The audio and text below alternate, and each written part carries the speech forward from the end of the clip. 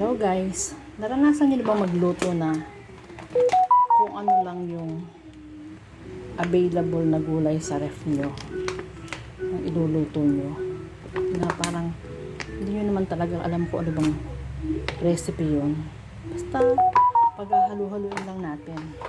O sige, magluto tayo. Maglagay na ako ng mantika as usual. Paminta ang mauuna.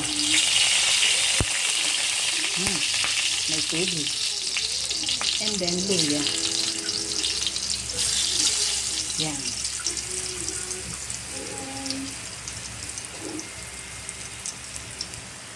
Isahin lang natin yan.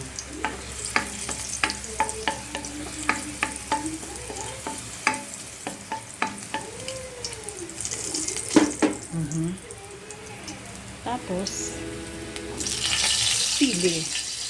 Kung ano nga lang yung available sa ref, di ba? And then, hipon. Nahin natin sa gitna. Wala eh. Kung ano yung matira lang sa ref, di ba?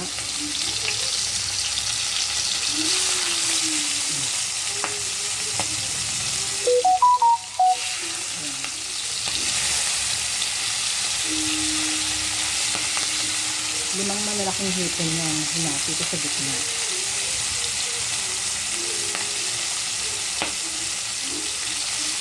Kasi natin ninyo, kung naghati kayo, yung half frozen pa, para hindi madurog. Kasi pag malambot na, at hindi magalas ang inyong kutsilyo, madudurog lang yan. So, kailangan half frozen.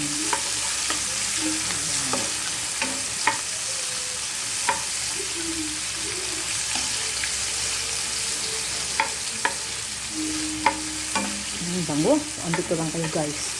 Makaamoy ninyo kung gaano kabango ito.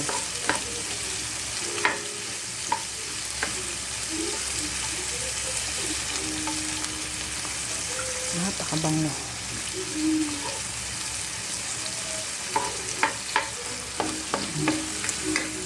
Ayan guys. Nagisa na natin yan. And then, ito yung gulay natin. Young corn, bok choy, at saka yung canned mushroom, button mushroom. O yan. Binlance ko na yan in hot water. So yan ang ating gulay.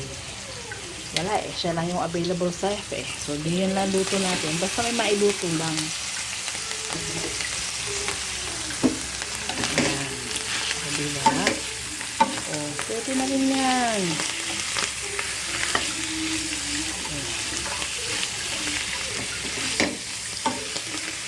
Guys, pag walang yung tinatawag na lutong maske. Maske pa paano? Wala pa rin ako nakitang ganito na ganitong luto na itong tatlong ito ang magkakasama eh.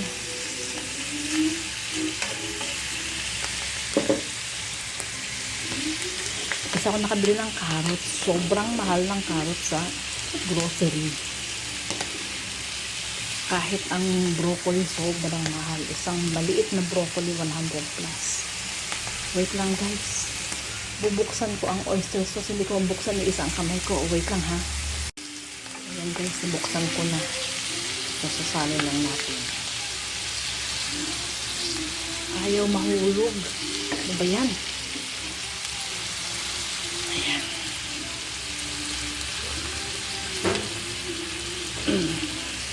Tak, tak, tak, tak. Ayan, that's it. Tama na yun. Yan lang guys. Pinaghalo-halo lang na ganyan. Hindi nakapag-create ng isang ulam. Ang sarap na rin yan. Masarap naman ang oyster sauce eh.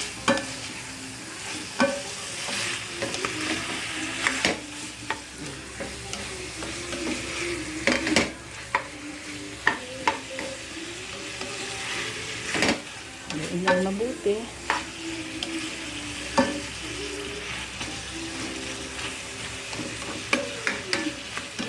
And then that's it, guys. Oh, may isang ulam na. Ulam na maski pa paano? Maski. Yan ang ulam na maski. O, diba? Instant gulay. Sarap na yan. Okay. See you next time, guys. Thanks for watching. Samahan niyo ako ulit sa susunod kong pagluluto. Bye!